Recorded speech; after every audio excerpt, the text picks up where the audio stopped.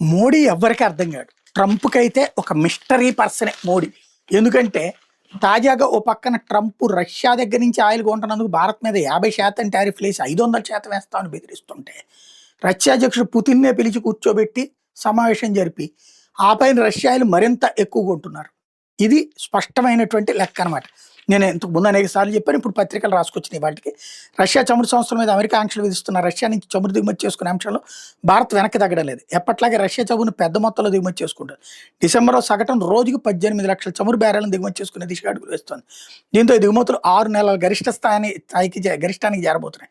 Community analyst Kepler ఈ మేరకు అంచనా వేసింది. కెప్లర్ నివేదిక ప్రకారం భారత్ అక్టోబర్ నెలలో రోజు సగటున 14.8 లక్షల బ్యారెల చమురుని రష్యా నుండి దిగుమతి చేసుకుంది. నవంబర్‌లో ఆ సంఖ్య 18.3 లక్షల బ్యారెలకు పెరిగింది. డిసెంబర్‌లో ఆ సంఖ్య 18.5 లక్షల బ్యారెలకు చేరే అవకాశం ఉంది. 2025 జూన్ తర్వాత ఇదే అత్యధికం. ఈ ఏడాది జూన్‌లో భారత్ రోజుకి 21 లక్షల చమురు బ్యారెలను దిగుమతి చేసుకుంది.